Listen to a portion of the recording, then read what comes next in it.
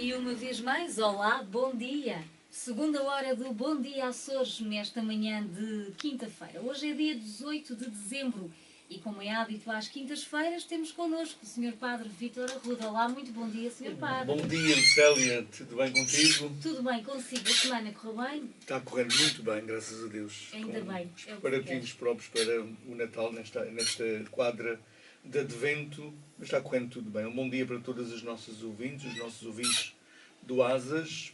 Um abraço forte sempre ao nosso amigo António Valente. Sei que as coisas estão a correr bem, que estão bem encaminhadas. É o que se quer. É o melhor presente de Natal que nós É isso mesmo, ter. é. Confiar na medicina, confiar na ciência, confiar em nós próprios e colocar Deus nisso tudo e a coisa acontece. Corre bem, de certeza absoluta. É. Estamos a uma semana do Natal, precisamente Já uma viste, semana. é.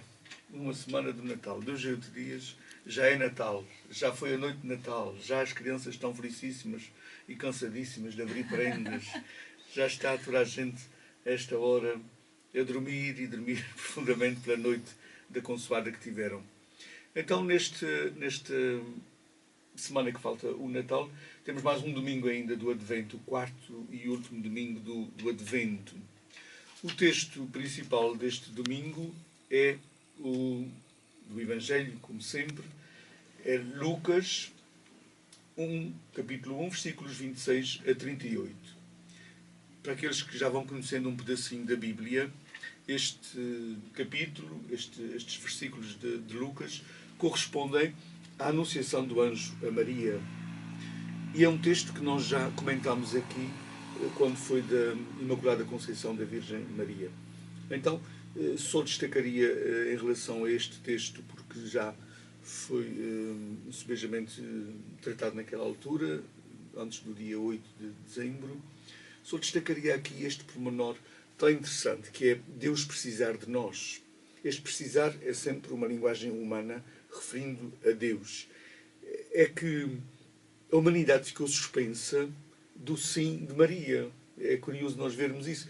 Se Maria não tivesse dito sim, como é que as coisas teriam sido? Não se punha esse problema na história porque, como dizia o meu professor de História, que por acaso é mariense, ele dizia, na história não há ses. Se as coisas já aconteceram, não temos que pôr outros ses. Foi assim que aconteceu, está feito, já está. Já aconteceu. Na história não há ses. Na minha vida não há ses. Se eu tivesse feito outra escolha, o que é que seria hoje? Se meu pai não tivesse dito aquilo, o que é que teria acontecido? Não há ses na história. Se a gente começa a derivar para os ses da vida, a gente está-se a desviar do essencial. O que aconteceu realmente foi isto. É que, pela primeira vez na história da Bíblia, também é interessante nós vermos este pormenor, pela primeira vez na história da Bíblia, a intervenção de Deus na vida de uma pessoa fez o resultado dessa intervenção depender da resposta da pessoa. Porque antes, nos profetas, a Bíblia está cheia de situações em que Deus mete-se na vida de uma pessoa e não pergunta se ela quer.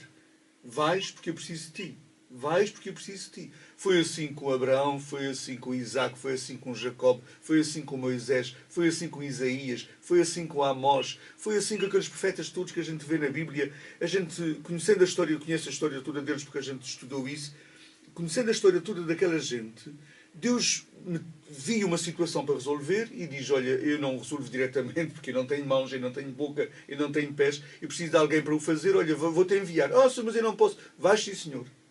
Vais sim, Senhor. Normalmente os profetas punham obstáculos, mas a resposta já estava decidida da parte de Deus, a situação já estava resolvida. Eles iam mesmo. Moisés inventou imensas desculpas, inclusive inventou que pegava na fala, que não falava muito bem. E Nosso Senhor disse assim, não te preocupes, teu irmão vai contigo e teu irmão fala por ti. Está lá, quer dizer, uma coisa, está resolvido.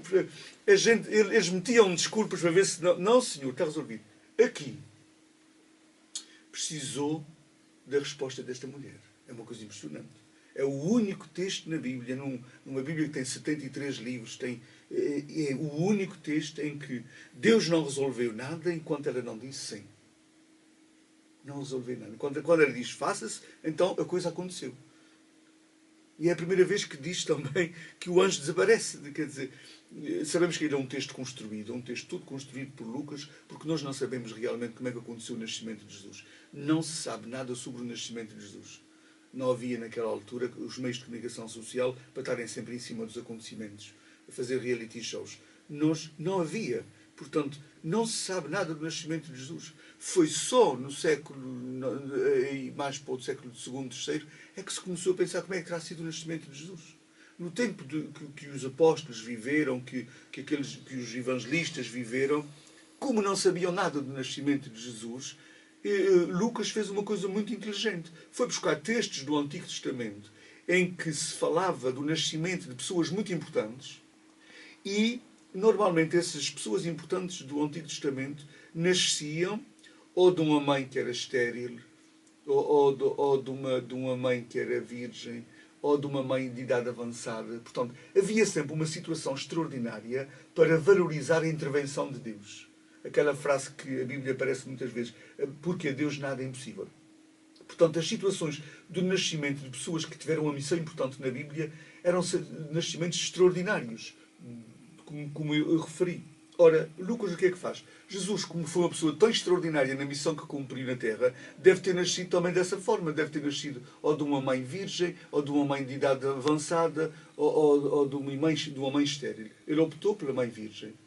Porque é curioso também a virgindade. Hoje, no século XX, XXI, e no Ocidente, tem um valor que há 2000 anos, temos que recuar no tempo, há 2000 anos, e para aquele povo oriental não é o mesmo valor. Ser virgem naquela altura era ser desprezível. Olha, ninguém se interessa por ti, nenhum homem se interessa por ti, tu és uma mulher desprezível. Isto é que significava virgindade. Portanto, quando a gente chama Maria de Virgem, não estamos a chamar nenhum nome bonito a ela, porque estamos que recuar no tempo. E olha, não fazia a mim. Eu pensei que o sinónimo de virgem seria de pura. Pois, naquela altura não era.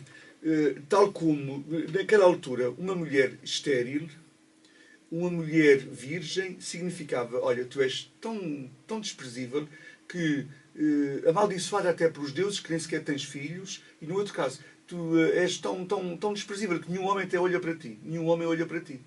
O pior que podia acontecer a uma mulher judia era morrer virgem. Era o pior que podia acontecer. Há uma história no Antigo Testamento de um homem que cometeu uma loucura num momento de loucura da sua vida. Promete a Deus: olha, a primeira pessoa que encontrar quando sair daqui deste encontro que tenho contigo, eu vou sacrificá-la a ti, vou oferecê-la a ti. E por acaso, quando ele saiu desse encontro que estava no templo, a caminho dele vem a sua filha. E ele diz: olha, filha, que desgraça que me aconteceu agora, porque eu prometi-te a Deus. E a filha, o que é que diz ao pai? Pai, deixa-me ir chorar um mês com as minhas filhas, com as minhas amigas, por facto de eu ter que morrer virgem. Portanto, isto mostra que naquele tempo, naquela altura, no Antigo Testamento, no tempo judaico destes acontecimentos, as coisas não tinham o mesmo valor que têm hoje, o mesmo significado. E a gente tem que ver isso. As pessoas dizem: Nossa Senhora é virgem, Nossa Senhora não é virgem. Isso é um pormenor que não interessa a ninguém. Isso é uma coisa muito de foro íntimo de Maria. Isso é com ela. Não temos que nos meter naquilo que não devemos nos meter. Há coisas que não se perguntam às pessoas, também há coisas que não se perguntam a Maria. Tem lógica isso. Agora, biblistas estão a dizer isso. Agora, se a gente acha que está chamando num bonito a Maria dizendo que era virgem, naquele tempo não era assim. Não era assim. O facto de ter sido escolhida uma virgem é o mesmo que se fosse escolhida uma estéril. Quer dizer, é uma pessoa desprezível. E do desprezível Deus faz maravilhas. Quer dizer, é isso na Bíblia. E ele precisou da resposta do sim, desta mulher que ninguém dava nada por ela. Até porque ela era uma mulher casada, já estava casada com José. E mesmo assim ainda não tinham filhos. Portanto, ele precisou dela. E isto trazendo para o nosso tempo, este pormenor é que o destaque deste Evangelho, porque já falámos nele subejamente na altura da Imaculada Conceição, é que hoje Deus continua a precisar de mim. Se há coisas que não acontecem, que não se fazem no nosso meio, a gente não tem que olhar para o lado e dizer assim: mas como é que ninguém faz isto? Mas como é que ninguém resolve isto? Depende de nós, depende de mim, depende de cada um de nós. Mas como é que... Depende de nós. Há problemas no mundo que a gente se olha para o lado ou olha para cima. Como é que esses problemas ainda existem no mundo? Depende de nós resolvê-los, depende de nós. Ele precisa de nós. Deus já fez a sua parte. A Bíblia mostra-nos isso. Ainda há pessoas que estão à espera que apareça mais um Deus, ou mais visões, ou mais... Não há nada, nunca apareceu ninguém depois de Jesus Cristo. Deus já fez a sua parte. Tudo o que é preciso para os homens serem livres e felizes está na Bíblia já. Ele já disse tudo o que tinha a dizer. Já está na palavra. A resposta que Jesus dá a determinada altura a alguém disse: já está tudo na palavra. Ouçam a palavra, leiam a palavra, vão à palavra. Portanto, neste domingo, vamos ler o mesmo texto que lemos há tão pouco tempo, que foi no dia 8 de dezembro. Vamos destacar esta coisa. Para que é que Deus precisa de mim ainda neste Natal? O que é que eu tenho que fazer ainda neste Natal? Então, nestes dias, eu estou nas celebrações penitenciais, estou a trabalhar dois textos que encontrei relacionados ainda com o Natal e que nos podem ajudar nesta preparação última para o Natal. Falta uma semana para o Natal.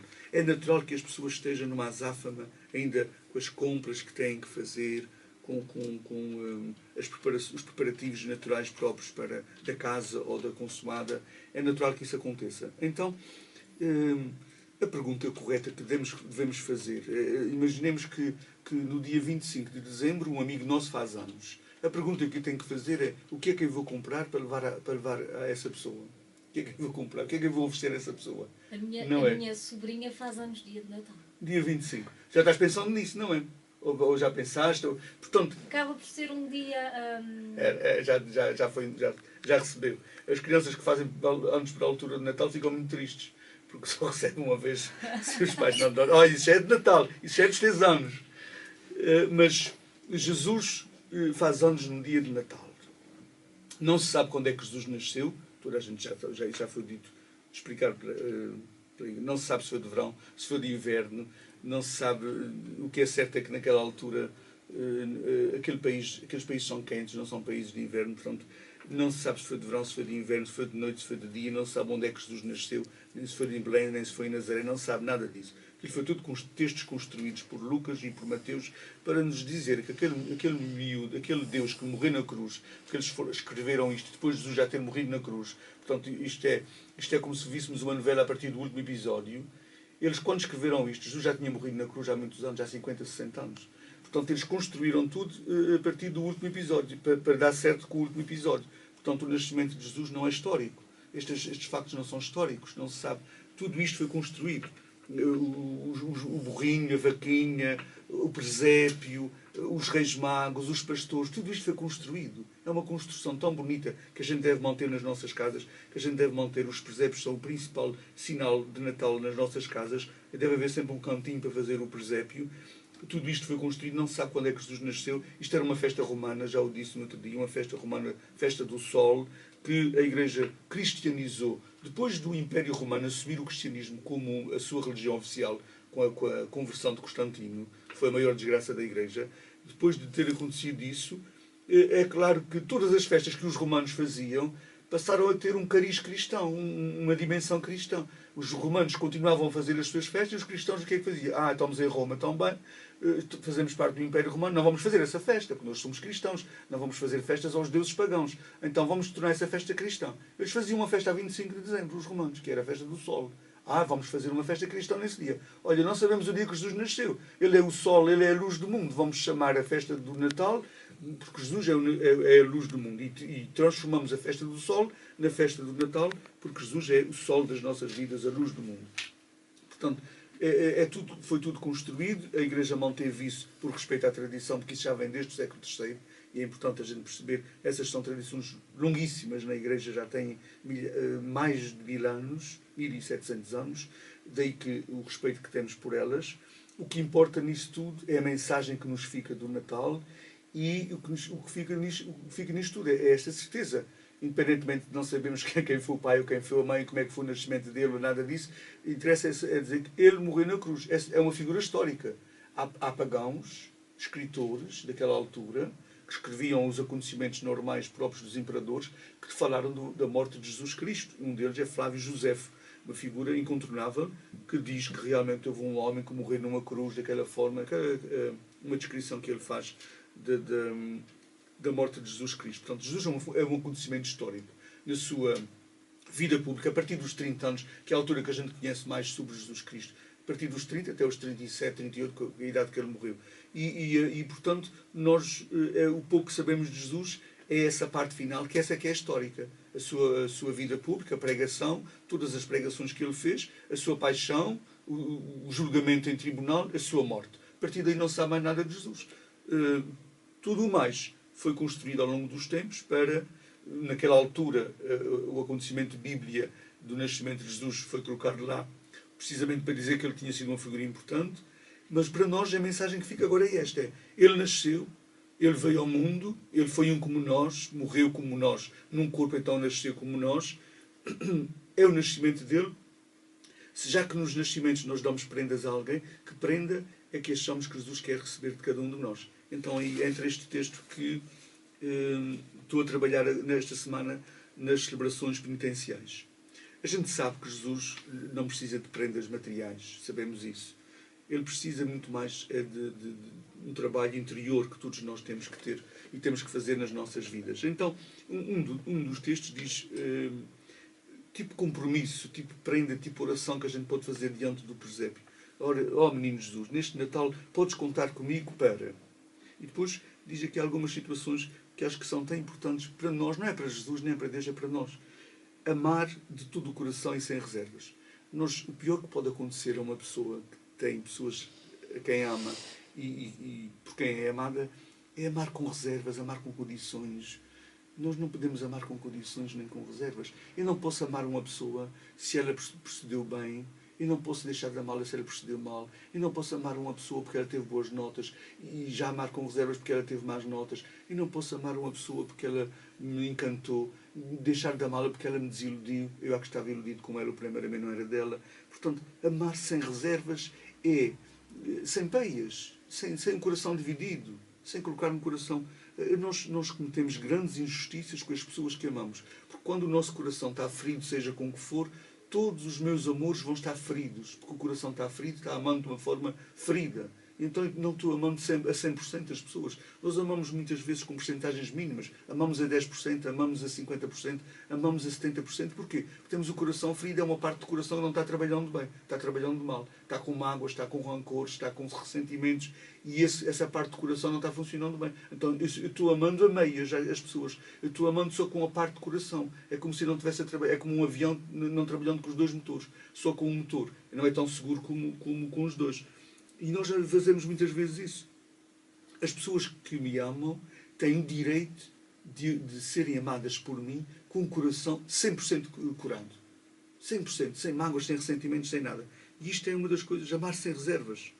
E depois, gêmeo do amor é sempre o perdão. É gêmeo. Perdoar de todo o coração e sem reservas. E as pessoas às vezes fazem divisões, que é uma treta autêntica, desculpem a expressão, mas não tem lógica, eu perdoo se for isto. Se for aquilo, já não perdoo. Oh, criatura, perdoar é perdoar. Seja um mosquito ou um elefante, a gente perdoa tudo. Se é uma coisa também de um mosquito ou também de um elefante, perdão é perdão. O perdão não faz divisões. Eu perdoo só estas coisas e não perdoo aquelas coisas. Isso não é perdão. Isso é outra coisa. Vai aprender, vai ao psicólogo tratar-te, porque isso não é a mesma coisa. Não é perdoar. Perdoar é perdoar. Ponto final. Seja um mosquito ou seja um elefante, a gente perdoa tudo. Pronto. E o perdoar implica recomeçar. Recomeçar. Não esquecendo aquela etapa, aquilo é um degrau na relação com aquela pessoa a quem eu tive que perdoar alguma coisa ou que ela teve que perdoar, não esquecendo aquela etapa, mas aquilo é um recomeçar, não é? Perdoar e cada um nas suas casas. Isso o quê? Também é outra treta, desculpem a expressão outra vez, mas não tem lógica. A gente, quando perdoa, recomeça a vida. Recomeça a vida normal. E como seres humanos inteligentes que somos, a não ser que a gente queira dar outros nomes a nós próprios. Fazer cura das memórias negativas. É tão importante esse aspecto. Fazer cura das memórias negativas. Nós sabemos o que é um caminhão de lixo. Nós sabemos, eles vêm aqui aos ecopontos e vêm buscar o lixo. Nós muitas vezes, no nosso coração, na nossa memória, nós transportamos imenso lixo que não temos caminhão que vá buscá-los. Transportamos coisas do passado, de há 300 anos, das nossas encarnações passadas, a gente tem coisas ali dentro a remoer constantemente. E quando encontramos a pessoa, aquilo vem tudo de cima. Estamos sempre a transportar lixo. O que é negativo vai para o lixo, deita-se fora. Deita-se fora da memória. E não é magia, é um trabalho interior que se faz. É um trabalho interior. O nosso problema Mais grave é isso. É a gente, quando é para preparar uma festa da primeira comunhão, ou uma festa de Natal, ou um casamento, a gente vai empiriquitar-se todos, comprar roupa nova, vamos à esteticista, vamos a cabeleireiro, vamos a isto, vamos àquilo, fica tudo entupido com toda a gente quer ir preparar. E a gente não pergunta assim, será que o meu coração também está trabalhando?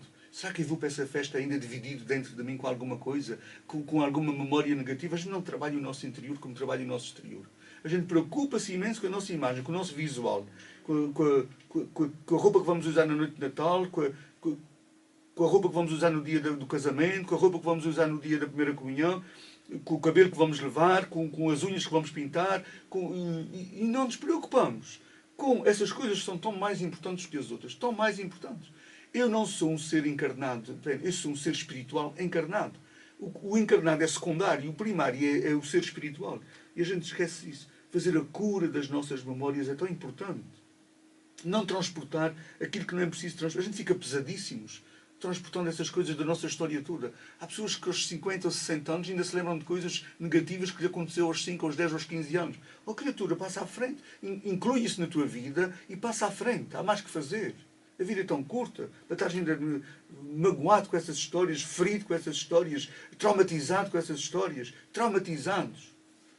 Não há traumas. Nós é que criamos os traumas. Só há traumas no Ocidente, nos países ricos. Nos países pobres não há traumas, porque eles não têm tempo para traumas.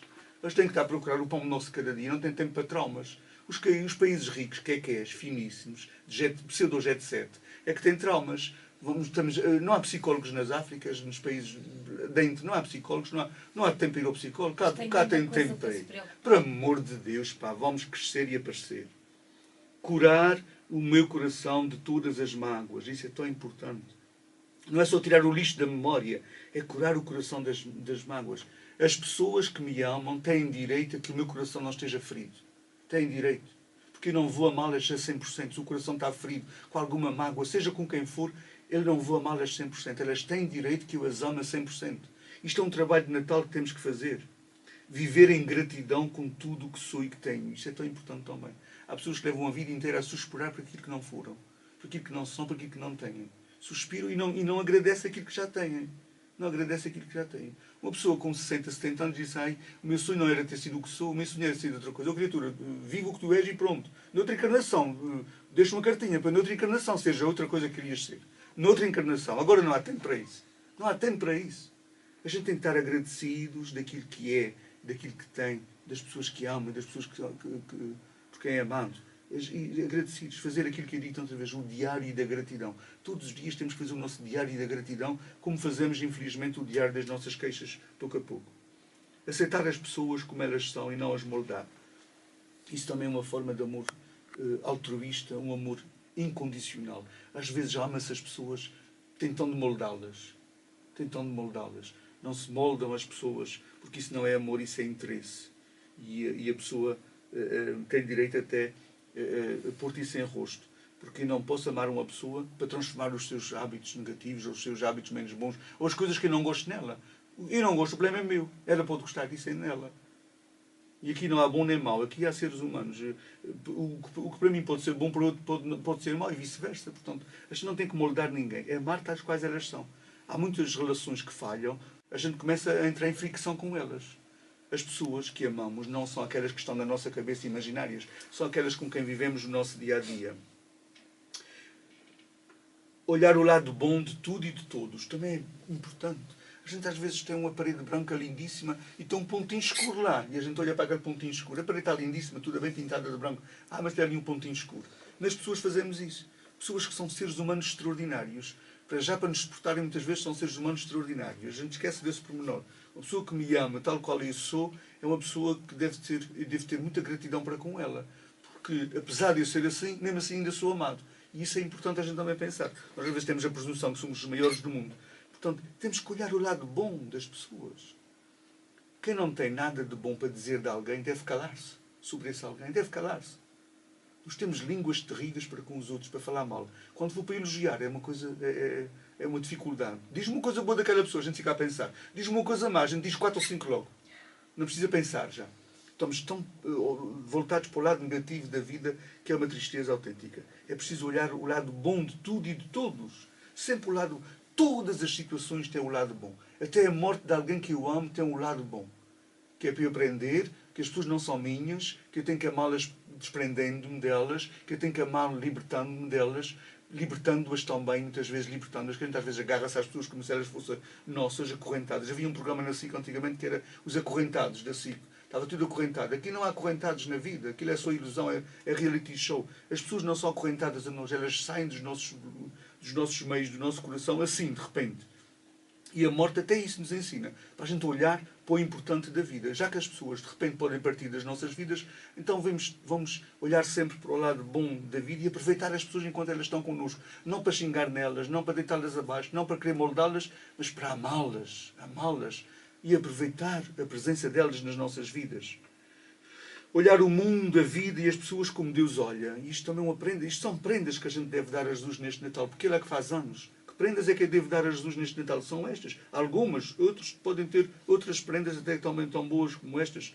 Mas olhar a vida e as pessoas como Deus as olha. Aí íamos olhar sempre para o lado bom, porque Deus olha-nos para o lado bom, não para o lado mau. Deus nem sequer sabe os nossos pecados quais são, porque Ele não se faz memória, Ele não tem memórias negativas e, portanto, Ele já não tem memória e, portanto, não sabe os nossos pecados. Ele só olha para o lado bom dos seus filhos que Ele criou, a nossa dimensão espiritual boa.